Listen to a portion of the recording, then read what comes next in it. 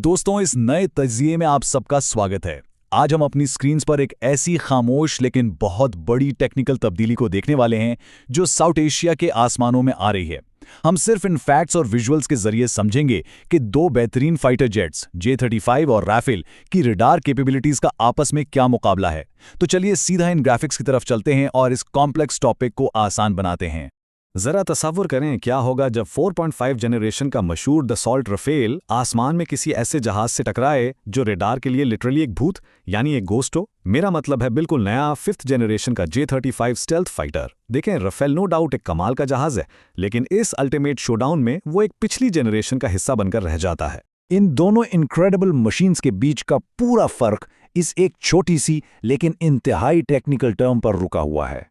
जैसे कि आप यहाँ डेफिनेशन देख सकते हैं, रेडार क्रॉस सेक्शन या RCS का आसान लफ्ज़ों में मतलब ये है कि दुश्मन के रेडार पर कोई जहाज़ कितना बड़ा नज़र आता है।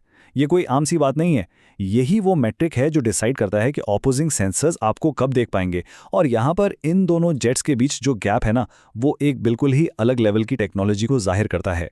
अगर हम इन दोनों की विजुअल डिज़ाइन पर गौर करें तो पुराने जेट यानी राफेल में रेडार को चकमा देने वाली कुछ चीज़ें ज़रूर हैं, लेकिन दूसरी तरफ J-35 बिल्कुल ग्राउंड अप लेवल से ही एक स्टेल्थ डिज़ाइन है। इसके शार्प लाइंस, वेपन्स को अंदर छुपाने की जगह और रेडार एब्जॉर्बिंग कोटिंग्स इसको बिल्कुल अलग ही लीग में खड़ा कर देते हैं।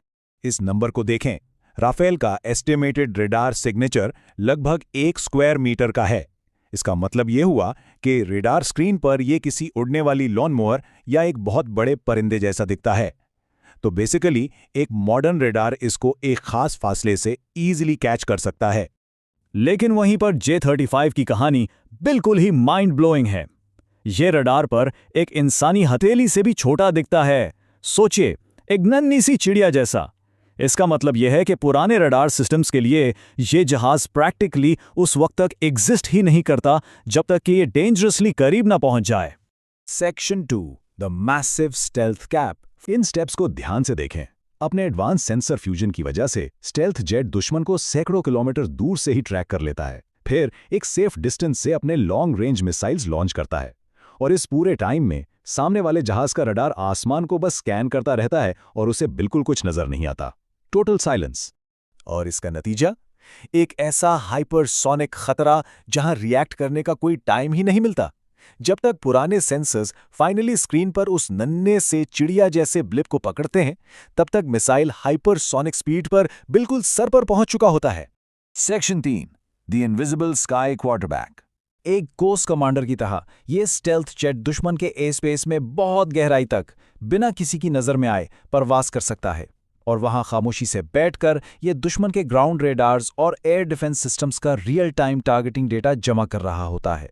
ये स्लाइड समझना बहुत ज़रूरी है। डेटा कलेक्ट करने के बाद J-35 एक इनविजिबल क्वार्टरबैक बन जाता है। ये इस इंतहाई अहम इंफॉर्मेशन को पीछे मौजूद एयरबॉर्न अर्ली वार्निंग एयरक्राफ्ट्स, ज़मीन पर लगे मिसाइल सिस्टम्स और J-10C जैसे फाइटर स्क्वाड्रन्स तक पास करता है। ये सभी एसेट्स डेंजर जोन से बाहर बिल्कुल परफेक्ट पोजीशंस पर बैठे होते हैं। ये कोट इस पूरी सिचुएशन को परफेक्टली डिस्क्राइब करता है। Neutralising threats before the enemy even knows the game has started. ये ब्रिलियंटली इलस्ट्रेट करता है कि एक सच्चा 5th जनरेशन स्टेल्थ फाइटर सिर्फ एक अकेले हथियार के तौर पर नहीं, बल्कि एक कंप्लीटली नेटवर्क सिस्टम के तौर पर काम करता है। तो आखिर में ये सब देखने के बाद एक बहुत ही क्रिटिकल सवाल उठता है। जब ये पुराने रडार स्क्रीन्स अपने ऊपर उड़ने वाले इन गोस्ट को पकड़ने के लिए स्ट्रगल करेंगे, तो आगे क्या होगा? ये इनविजिबल टेक्नोलॉजी आने वाले वक्त में इस रीजन की स्टेबिलिटी को किस तरह रीशेप करेगी? ये वो सवाल है जिस पर हम सबको जरूर सोचना चाहिए। आज के इस एक्सप्लेनर में बस इतना ही।